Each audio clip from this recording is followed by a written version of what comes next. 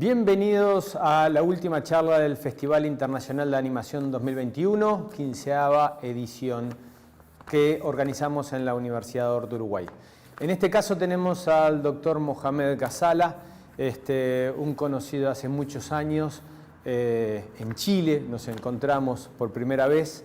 El doctor Mohamed Ghazala es el vicepresidente de la Asociación Internacional de Films de Animación.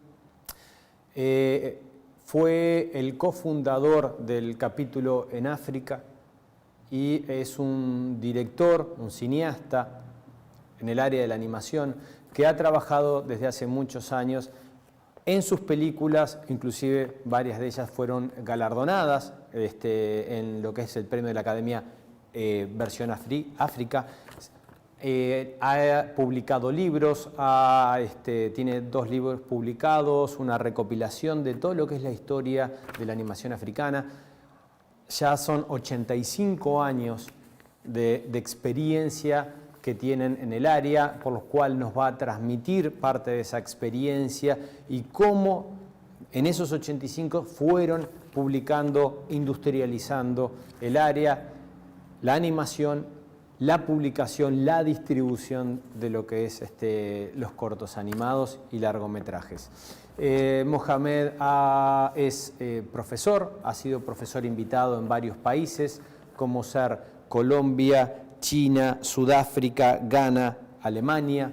También ha sido jurado en diversos festivales de animación, como ser en España, Alemania, Italia, Corea, Serbia, Chile. O sea, como verán, tiene una enorme experiencia en el área de la animación, no solo a nivel continente africano, de donde es originario él, de Egipto, sino que a nivel internacional. Por lo que les voy a presentar a Mohamed y espero que disfruten mucho de esta charla. Hello, Mohamed, how you doing? Great. Buenos días. Buenos días. I just introduce you, your expertise in the area, and after we're talking, I would like to start with your speech, with your talk, and let us know how we can help here in the university and in the area, how to distribute and how to grow as an industry. Thank you very much. Thank you. Muchas gracias, amigo. I'm really grateful that finally we met after a long time. We met around 9 years ago in Chilimonos. And we were talking about how we would involve and how we would collaborate together in the Festival Internacional de Animación in your university.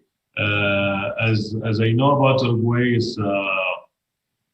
it's a quite important country, not only in art, but also in football. We in Africa are crazy about football, and Uruguay considered to us to be for us as the first country who wins World Cup, 1930. So we always look to Uruguay as a country where the milestone for the history of football. So it was in my interest to know more about it, and you were the first one I ever met from Uruguay. So I appreciate our friendship. And thank you again for inviting me to talk about Animation Africa in your program. Of course, you are inviting us to talk about animation in Africa. And this year we are celebrating the 85th anniversary of animation art in the country and the continent. And we are celebrating the first public screening happening in Cairo, Egypt, since 1936, and this was the first ever experiment of animation happening in the whole Black continent. Sharing the experience, of course, we have a different point of view. You speak about Africa as a continent full of countries. We have more than 55 countries so far. Egypt is one of them. You speak about comparing the differences between different nations, different language, different accent, different culture, music, religions. We have a lot of variety in the continent. And when you speak about Africa, some of Western people would consider it as a whole package, while we have a variety of experiences and a variety of technology, variety of history. You speak about Egypt, more than 5,000 years old country. You speak about new countries happening sometime in the recent years, like appearing. We share a lot of things with Latin America, including music and dance. And I believe one of your famous music happening in Uruguay is tango and other music happening there. So I think there's something, some of the heritage coming from Africa to Latin America, and of course coming to Uruguay. Africa has a lot of contribution, not only in music and dance, but also in animation and cinema. For some reason, cinema was a little bit late in Africa because a lot of time was colonization, and for Africans it was like blocked to use camera and to allow to African to use like photography or camera to document things. So it was by law it's forbidden for them to use camera. But that's why we could justify why Africans were late to participate in cinema and in animation as genuine Africans. So when we study in history, we discover that and like the film, after they started it with Lumiere brother in 1895. The first screening were outside Europe. It was in Algeria and in Tunis and Alexandria. In 18 96. This was very early when we have cinema and cameras getting outside Europe and to start to shoot documentaries from African cities. And there was no any African until maybe 1920 when the first Egyptian started to use camera and to document things. Animation in Africa started only in 1936 with the public screening from Frankel brothers, the first migrants coming from Belarus, and they were coming through Palestine to Alexandria, and they were like trying to show their fascination and their love to animation art made by Disney. And they were like looking to what's happening from American cinema and how they could copy this and to implement another version to their new beloved country of Egypt. They came there very early. They were 3 brothers, and they tried to work together to create the first animation in Egypt. And they, after many trials, they made something called Mishmish, some character, and this was quite unique as they tried to show the characteristic of Egyptian personality in animation way. So if you allow me, I can show you some of their drawings. This was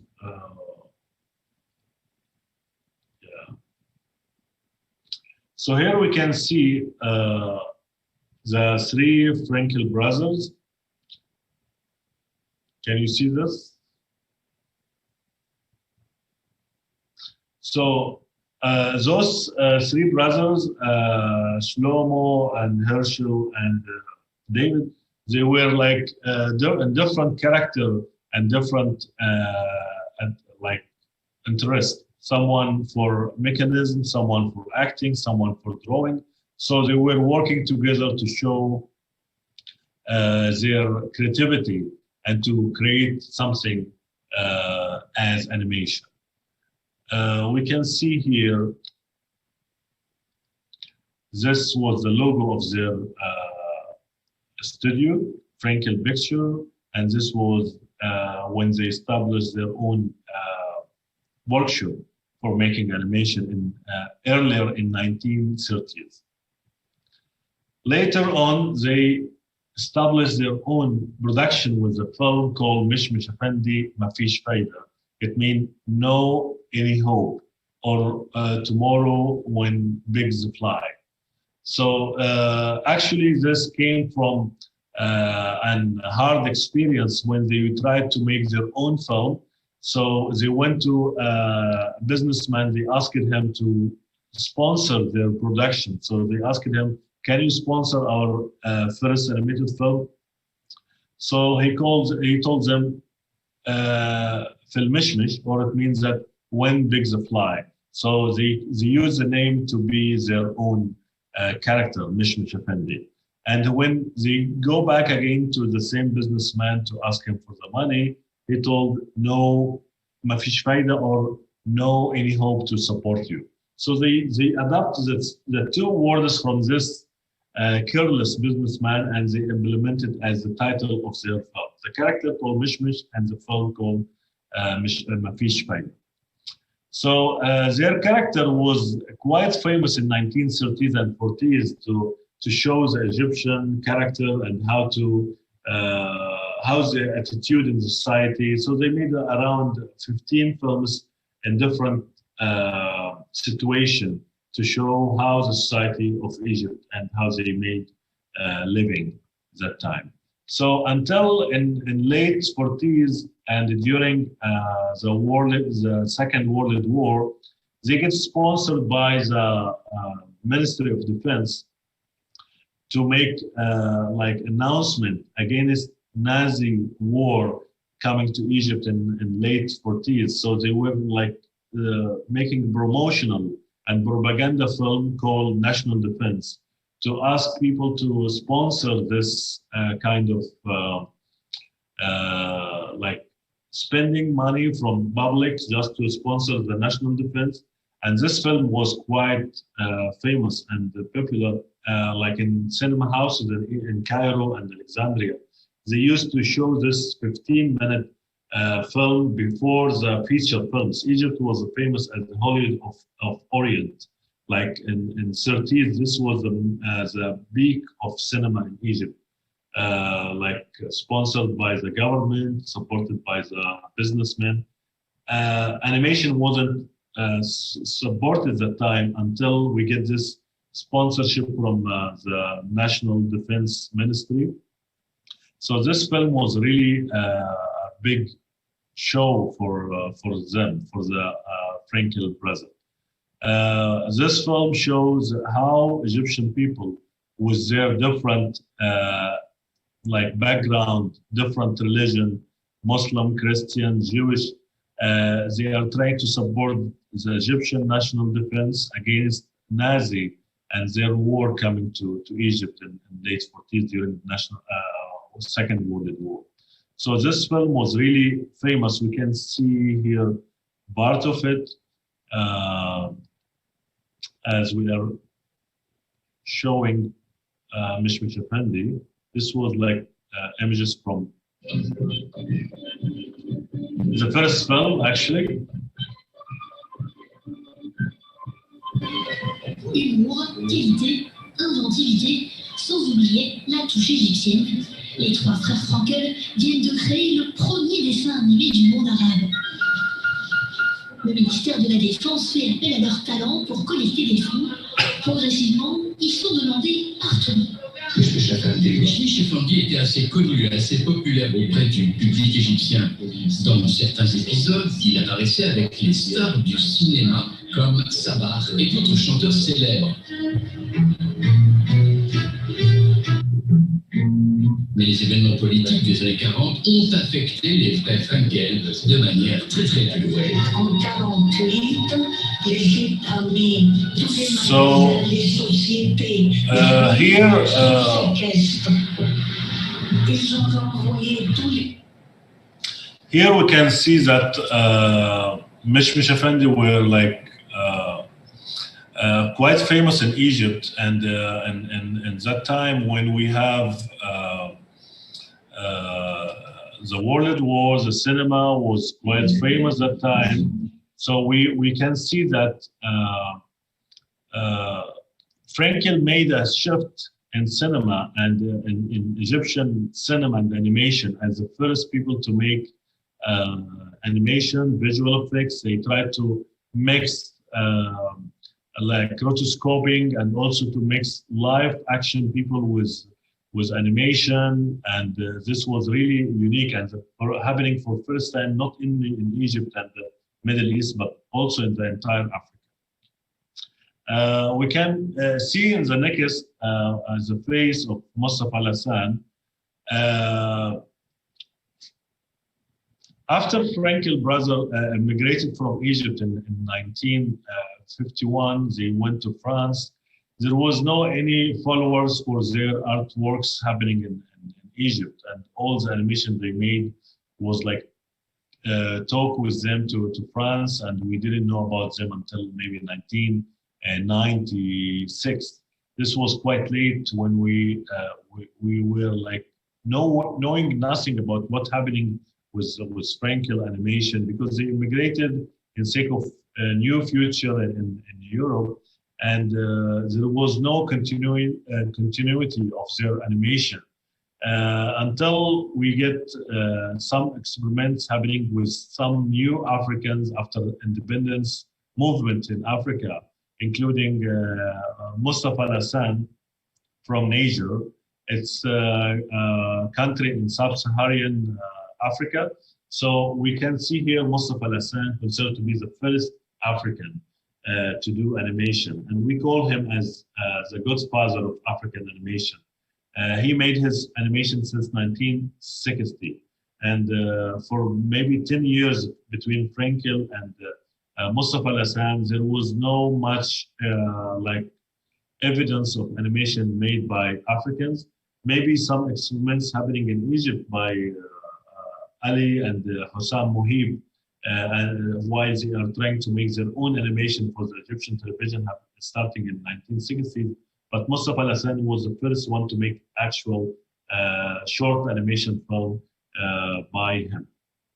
So we can see here some of his experiment by stop motion, by drawing. I can show you now one of his earliest films called Bon Voyage Sam.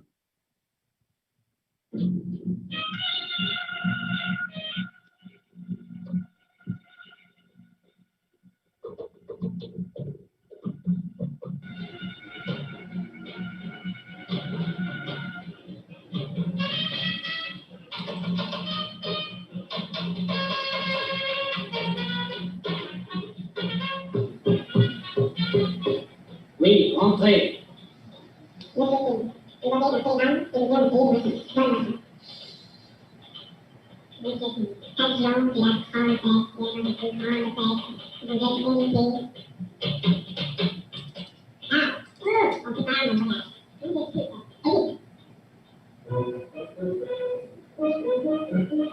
Regardez.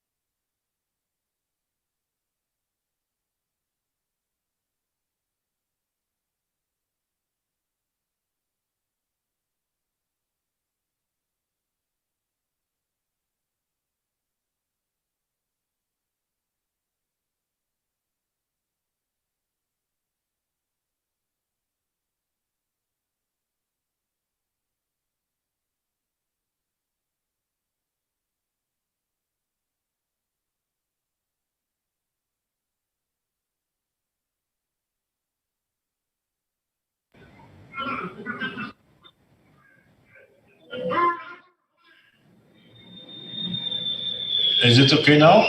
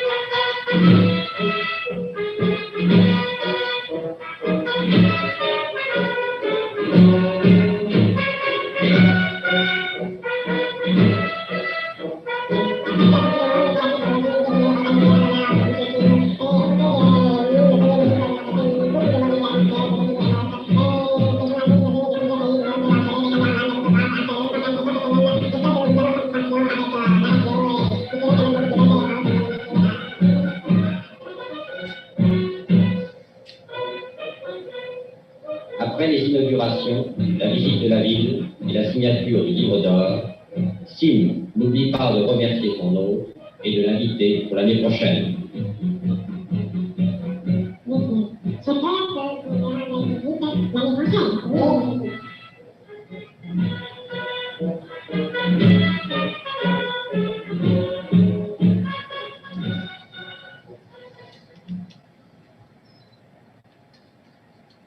Yes.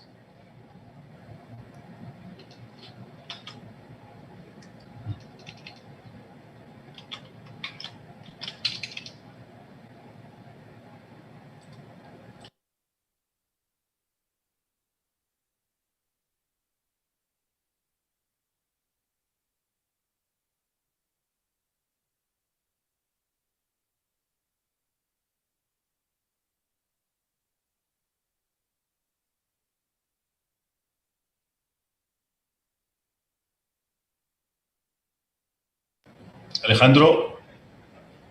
Yeah, you can hear me. Yes, okay. So in my research about animation in Africa, I could find that the African experiment and how they came from no resources in early 1935 until now, I could see that we have a lot of challenges and a lot of things we are facing, including like sponsorship and how we finance our projects and how we can find the supporter, and of course how to distribute our work. I made my best to explore this through my recent published book, Animation in Africa, where you can see that I used this example of a very famous animation for kids called Tinga Tinga. It's made by a group of Kenyan animators, sponsored by BBC Kids in London. So in that research, I found that many people found their way, even facing a lot of challenges and struggles and a lot of difficulties. Not only the resources, but also the encouragement and support from the government or from distributors for your artwork. I would like here to highlight the focus on Celia Sawadugu. If you can see her face with me here. Celia Sawadugu, she's an animator from Burkina Faso, and now she is living in Canada, and she was the director of animation department in Concordia University, and she considered to be one of our earliest female African animator that brought animation from Africa to the world. She made very different animated films, and she used different techniques regardless the difficulty of making animation in Burkina Faso. She found her way to go and to travel to Germany, to France, to Canada to do her own animated films. I will going to show you one of her famous animated film, The Woman Who Married 3 Men.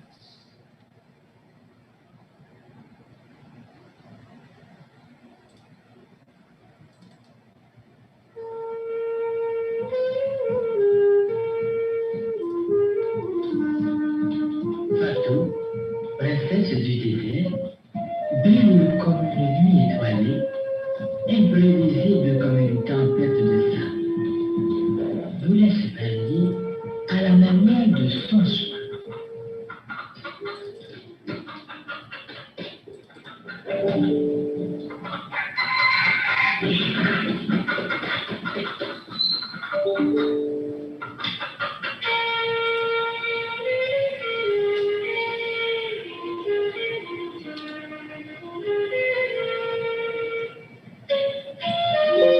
Après de longues palabres, se fut entendu avec ses parents.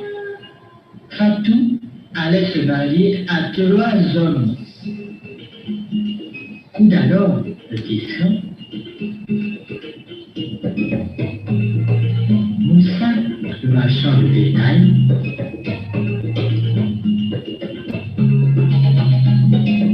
Et Issa, le cavalier mamelouk, écoutèrent avec intérêt l'annonce du mariage de la princesse Fatou. La stupéfiante nouvelle se répandit dans tout l'oasis.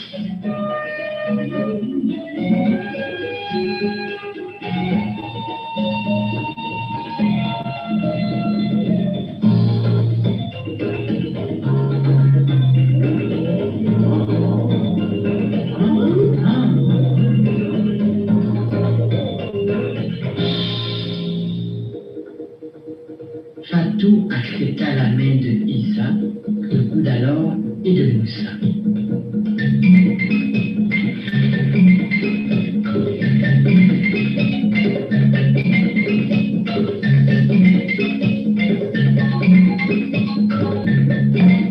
Les festivités de cette noce insolite furent grandioses.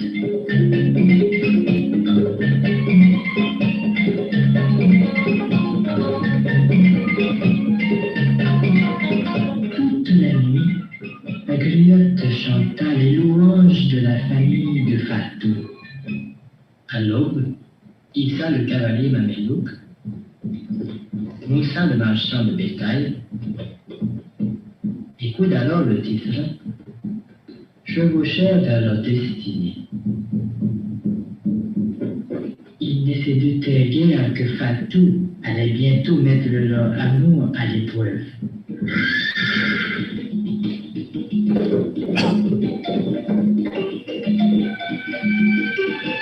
Toi, le grand arbre qui perpétue la vie, montre-moi si Moussa m'aime vraiment.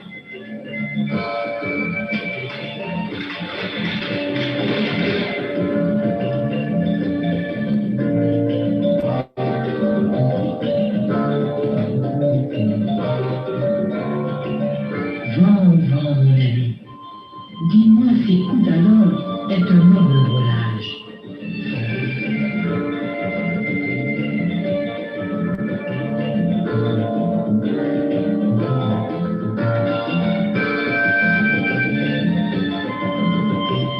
Raphaël, toi qui brilles au soleil, laisse mes yeux voir la vérité dans le cœur de Issa.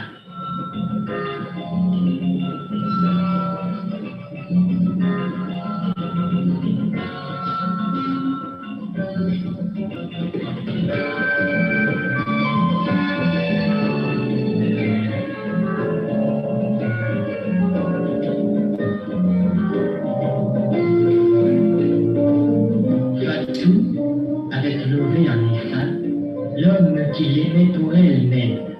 Et l'aimera aussi longtemps que les griots chanteront l'amour.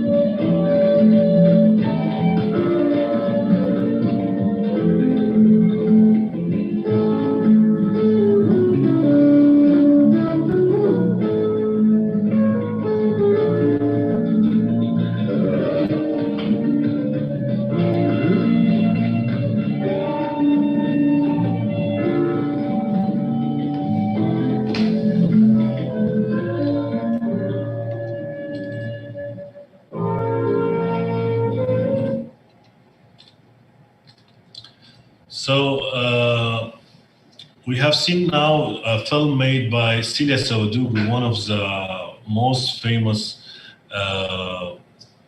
African female animator. And she was not the only one actually contributing to animation from Africa as women. We have several ones, including Shukar Khalifa from Egypt. We have Ebil Okay from Nigeria. We have Comfort from Ghana. Many of them are doing a great job and like contributing in animation as women, exploring the culture and representing African society in different way.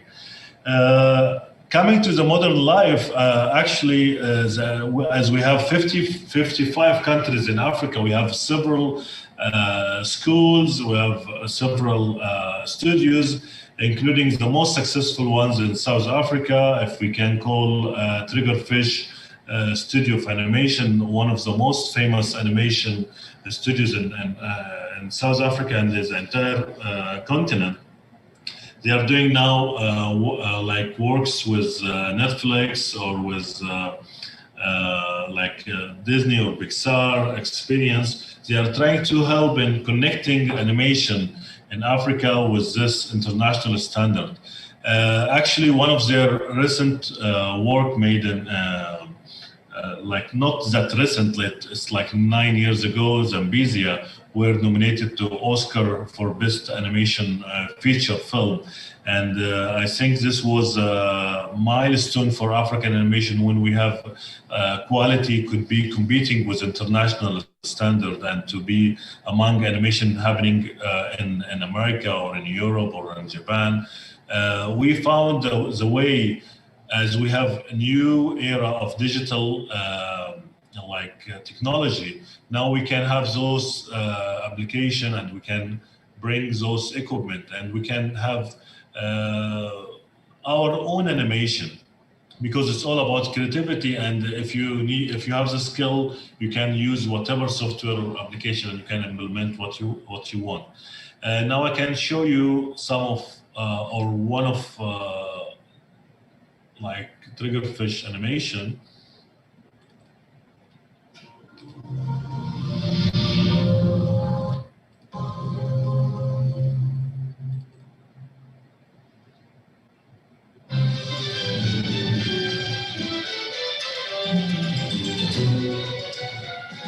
We don't go anywhere. I've never even gone outside the boundary. There's no reason to. We got everything we need to survive right here. So that's what it's all about? Just surviving? Death is natural. It's just a part of the cycle of life. Hey, so where are you from? Zambezia. There's no safer place in all of Africa. Zambezia? Where's that? Are you taking my feathers, boy? You never heard of the city of birds? Ooh, we are much further off course than I thought. There's a whole world outside of Cthulhu. I just want to see it for myself. Let me tell you how it works in Zambezia. The strong, like us, protect the weak. And who suffers in the end? We. And I'm sorry. Day after day, Dad, you teach me to look after myself. Maybe it's time I did.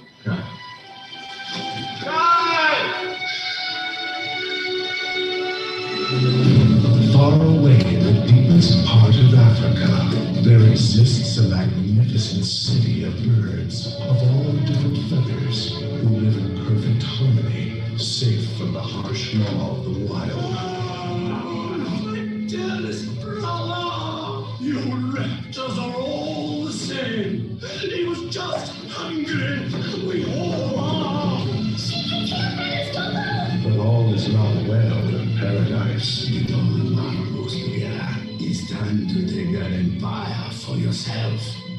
To rule Zambezia, I will just take my gun. After all, how many scumbags We'll take one young daredevil falcon to hatch a plan that will bring peace to the land. Get back here! Oh, it's just been a while since we've had a falcon in Zambezia.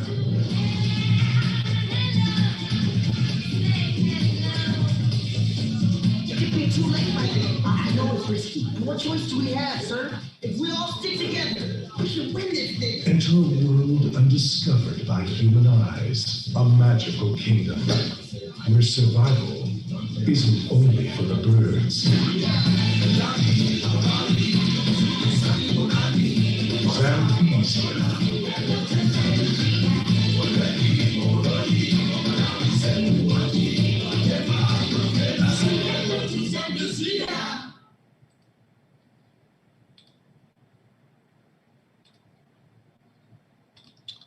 So, as we have seen now, this animation made by Triggerfish, one of the most successful studios of animation in Africa. This film actually was nominated in 2012 to Oscar Best Animated Film.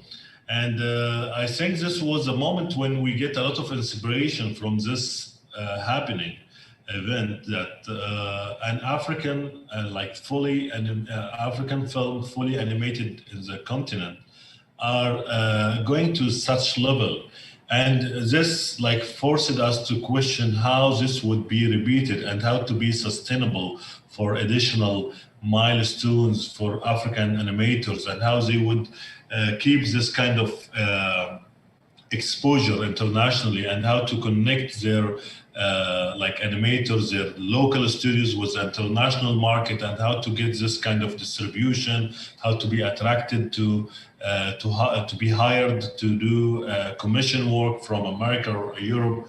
Actually, this happening in different cases in Africa, not only in South Africa or in Egypt, but also in Kenya, in Nigeria. A lot of production is happening. It looks like locally oriented, but also we are going with a new level with what happened with Triggerfish, that we can distribute our work internationally.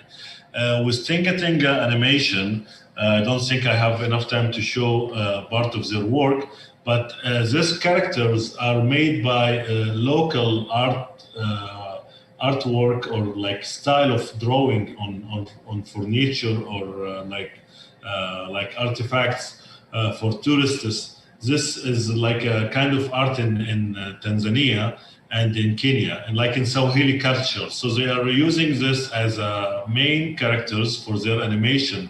And Tinga Tinga become distributed, subtitled, translated, dubbed to more than 30 languages around the world, including English, French, and Arabic, and others. I think it's also in Spanish. If you can search for Tinga Tinga Animation, it's quite famous around the world. But this still remain small practices. How to keep it sustainable, I think is part of the new era, that we need to use this kind of distribution platforms and how to connect with the world. I think it become easier than before with the social media and the different platforms online, and different projects and different website is helping you. First of all, you need to think about how to sponsor your work, how to develop it, how to find a way to distribute it around the world. With the new era of social media, it's very accessible and very easy that we connect with famous names in the field of developing your project, or to connect with the workshops online, or to develop your project with a company or startup, would help you to develop your own script for the next level. There is several funds around the world sponsoring artworks or sponsoring films happening in the third world, including Asia or Africa, and they are helping by a small amount of money how to develop your project, maybe in a pre-production level. I think there's several funds. You as a young filmmaker searching for support, you can search for those funds sponsoring your project. Of course, after you make the script, you can find a lot of support from animators from around the world. There is a lot of communities, including ASIFA, International Association of Animators, the one I am representing here as the vice president. You can be connected with animators from around the world, and you can find some of them would love to work in your project. and not only freely, but they would get like a small amount of money if they would work with you, and if they love your own script. Of course, we have different ways for production to develop, to sponsor, including making crowdfund and some of those fundraising platforms. So you can post some clips from your animation and to show how I would do my character, how I will develop my story, how I will show my concept. This will be very nice if you make a trailer or to make your own presentation, like short movie, like 1 to 3 minutes to explain what's going to happen in your film. This is very important to like invite people to support you. After you make your film, there is several platforms to distribute and to make promotional campaign about your film, including freefilmway.com or YouTube. You can use it to show your film, or Vimeo, like not to show your film, but you can show the trailer and to distribute it with distributors or festivals. I think you have a lot of options to more than before. I remember that days when we have to distribute, to send our DVDs or CDs by post to festivals. Some of them are get damaged, or to send Betacam. This was very difficult time and very expensive as well. Now it's become very free. You can just upload your film, distribute it by YouTube or Vimeo or the filmfreeway.com, and you can have a lot of exposure by showing your film and get a lot of support by reaching companies and other festivals around the world. I believe we have a good experience now with how to reach the second level with our production, because also after you make your film, you need to get some reward to compensate your efforts and to continue working. And this will happen by getting enough fund to keep working and keep producing your animation. So you need to not only making your film for yourself, but also you need to see what is the market and what is the demand, what the community want, and how to fit your wishes for a good movie, great movies with the interest of the community, because it's also not as art to show on the wall, but also to distribute around the world through cinema or YouTube or whatever new platforms for you. I think the experience happening in Africa is a good model. It's still challenging, but we still find the ways with the new generations of expert and talented animators and comic artists from Africa. I think they are doing a good job, like using the new technology and their talent and experience, the heritage of Africa, to show it in animation. We have seen different examples, and I believe this would be great for them to show the world something new, not seen by international audience, as we used to see Disney or Japanese or European animation, but we can see a lot of new stories coming from Africa. I think I'm done with my talk. If you need to talk about specific thing, Alejandro, so I can still keep talking about animation in Africa if you want.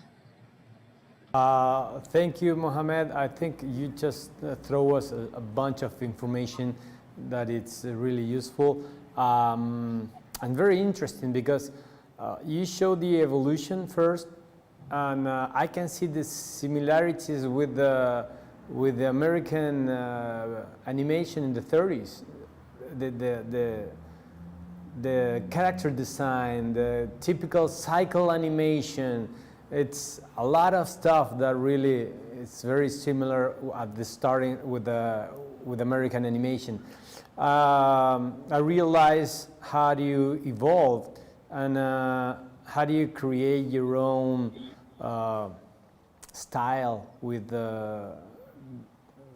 because of the culture, because of from where you're from, and from the colors to the characters, and I think that's a great stuff. you mentioned how do you support the industry? How do you support or a project to make it a profit or distribute it? In terms of the government, how's the support in Egypt, for example?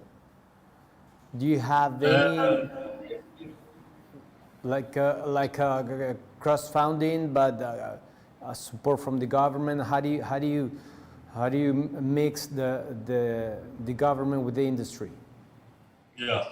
Actually, we used to have booming of animation industry during 1995 until 2000. 2010 actually. This was a golden time when we have a lot of production. That the Egyptian television was like sponsoring a lot of animation happening and made by big studios and. Using different techniques and different technology, including 2D, 3D animation, and stop motion, clay, and all different cutout things.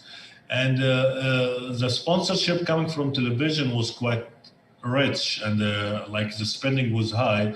Ministry of Culture used to have fund to sponsor short films, and for a long time, we used to have this kind of fund given to young people.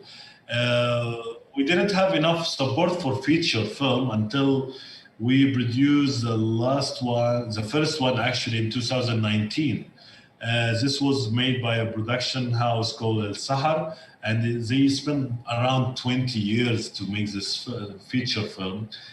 Because there was like they have to search for fund every time, they have to stop to do a side work and then to continue, and we can see the different quality of the production of the film. So those 20 years, but it ended up with this film called Al Faris wal Amira, the Princess and the Knight. I can show you here the poster from the film. Yeah, that's it. And this was like mixed. This made by Al Sahara Studio. It was like 2D and 3D animation. Actually, this week it won a Grand Prix award in Anima Film Festival in Azerbaijan, and it get world premiere in El Gouna Film Festival, and it won several prizes actually. This considered to be the first feature animated film in Egypt, and it was produced 2019. Unfortunately, it didn't get enough exposure as the pandemic came. It's supposed to be like distributed in international cinema houses and festival, but during pandemic, this film affected after a lot of spending and sponsorship for such big production. It didn't get enough reward, but it's still considered to be a milestone in animation in Middle East. Actually, we didn't have much feature film in Africa. This considered to be the first in North Africa. South Africa used to have its own like list of animation. Of course, feature film need a lot of sponsorship, a lot of support. And the first in South Africa was in, I think, 2004. And it's like followed by a few feature films, including Zambezia and several other films. And I think many films are in production now, including in Nigeria and Cote d'Ivoire. There is a lot of experiments happening. And I believe Africa is coming to be a new hub for animation, not only for short, but also for TV series and like music videos and game design. And I think it's happening in several countries. If I have time, I can show you what is happening, but I know that we are limited with the time you have for the festival. What do you think about the explosion in the last decade, the explosion of the animation industry? Have you seen many productions on the way? it evolve in the numbers of the productions you have in the last 10, 15 years? Of course, as I tell you, the technology is booming around the world, and the accessibility to this technology become more and more, especially in the era of the social media, the connection, the high connectivity between people, Wi-Fi everywhere, and the accessibility to the newest and the most new technology and software application, or open source application as well. This booming is happening rapidly. And even for younger generations, they don't need to have a camera or a scanner or anything. They could do animation even by their own mobile phone and smartphones, their tablet. They don't have to have very high processor computer to do animation. I've seen young kids are doing animation, and it's really funny. I think it become easier technology and to produce animation, and also to think about new ideas.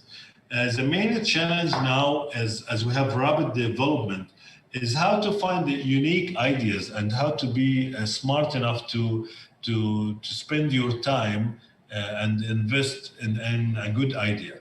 So all the world now is in seek of finding the right attractive story, and how to be unique, how to be special. I think during pandemic, people spend some time at home, and they start to read, they start to watch films they haven't seen during their busy working days. And I think this was a moment when people stop and start to evaluate their life and their culture, and to explore new things like platform like Netflix, when we can see films from around the world, and to explore films. We used to see these Hollywood films, but during a pandemic, people are sitting home and they are starting to watch films coming from Korea, from North Europe, from Africa, from some places we never been used to watch. Every time we go to cinema house, we search for Hollywood film. But now at home, we have the liberty to explore different channels and to explore different tastes of culture through new regions of the world. We also, like I used to see now recently, young people in Egypt, for example, they are watching TV series from Spain. And we used to have those people are watching only American or Egyptian TV series. Now they are watching a new country, like programs. And this brings to us that we are not linked only to our places or to the mainstream movies, but also we are exploring new places, including not only watching TV series or Hollywood films, but also seeing a new genre like animation or documentary. Many people are watching different genre, including feature animation films made for adult. So we can see that people are evaluating their like taste of watching movies, and I think the pandemic good side that people are exploring different things, not only to be keen to the used things. And the other side, the production of animation was booming as well, because during pandemic, people couldn't go for shooting films outside and going to studio, considering the social distancing. And the other side, animation, digital animation used to continue working, and people are working from their studios, their houses, sharing digital files online. So they wouldn't have to work together in a small studio or getting outside. So they were like animating frame by frame somewhere in China or Philippines, and they are compositing things in Italy or Germany, and then they rendering it in Hollywood. It became very easy for them to continue working even this Corona time, and I believe this a good thing for animators actually to continue producing their artworks. Great what you're saying, because I can see here in the university with our students, they're watching everything, not just the mainstream Hollywood, but they're watching everything. They also you have those kids, and they have the small houses, animation houses, that they start working for futures in the States or in Mexico. And I can see here small studios working for futures somewhere else. And also, as a vice president of ASIFA, I'm talking about the production of, if I have an idea and I want to start moving that idea. Many of the animation festivals, they have their own categories, and of course they have the student films, they have animated short, but do you see that they are starting a category in about the initial idea for animation? Do you understand what I'm saying?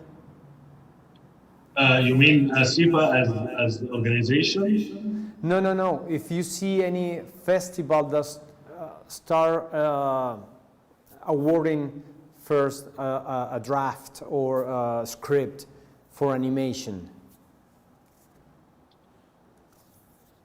So you mean if I understand? Or they need to start with the small short. If you speak about production house or young animators, I think firstly, usually my young students or graduates, they are trying to make their own portfolios through their first graduation project. So they are doing their best just to show their full experience of studying animation for 2 or 3 or 4 years, and they are showing it in their graduation project. And this becomes their portfolio for the next 5 years. Like they are showing that I can do this, I can do that. If they are doing a 2D, 3D, or stop motion, visual effects, they would show this through their short film, and they would upload it to any of those platforms specialized for animators and for young people. And I believe that if they would share their film through the film freeway, this.com, this one of the best platforms to apply to festivals. And I think it's part of their promotional campaign, and to market themselves is just to be accepted in different festivals around the world. And this will help them to promote their artwork and to be hired or commissioned for work in future. Actually, as young animator, you always search for sustainability in your work, and you need to get more like commission work and to be hired for big projects, because of course, as you start to do animation, you are targeting the top. I mean, every young animator who wanted to apply to work in Disney or Pixar or to be in one of those big studios, always as young people, we think that this is the best thing. We want to reach the kids around the world. We want to reach the audience around the world. It's not just limited to our like small circle. Animators are not like painters or like designer who are limited by location or gallery or studio. They just make a painting, they put it in the studio or in gallery, so only the attendees of the gallery will see this artwork. Animators are targeting the world, because your film would be distributed in festivals and online, DVD or Blu-ray, and it could be like watch it around the world. It's not limited by the gallery or the space of the studio. I think all animators would work together and to refine their skills and try to reach the second level of their capacity by keep animating, keep working, keep watching, and keep studying, because animation is the same technique. We didn't change it much since we started in 1892. I think the same frame by frame technique is still there. We just need to think how we're gonna say stories in different ways, how to attract more audience to our own ideas and point of view to the world. Well, Mohamed, it's been a pleasure. We can keep talking for hours, I know, but yes. Time is limit. We have a limit. So thank you very much for everything. Thanks for sharing your experience, your expertise in animation and to our community.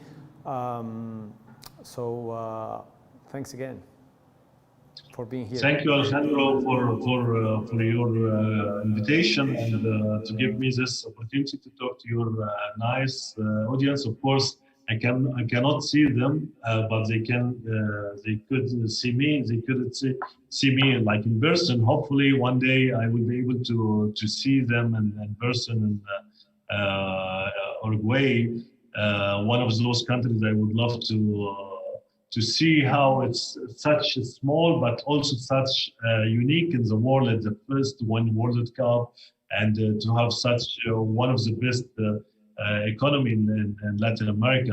I really appreciate what I read about it, and I explored through our friendship since 2012 when we met in Chilimonas. Thank you very much. We hope so. We hope to be here someday. So thank you.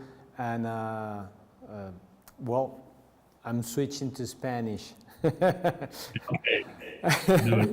Bueno, creo que la charla de Mohamed fue súper interesante. Nos costó un poco sobre la historia de la animación africana. Vimos la evolución, vimos cómo llegaron a estar nominados al Oscar. Vimos cómo trabajan las diferentes técnicas y la visión de Mohamed en cuanto a la producción y difusión de la animación. Espero que les haya parecido muy interesante como a nosotros. Como universidad es súper relevante ver toda esta evolución cultural que ha tenido la animación. En pocos minutos, dentro de más o menos 50 minutos, estaremos mencionando los ganadores del festival, por lo que volveremos en 50 para contarles quiénes ganan y poder mostrarlos, ¿sí? O sea que nos vemos en un ratito. Hasta luego.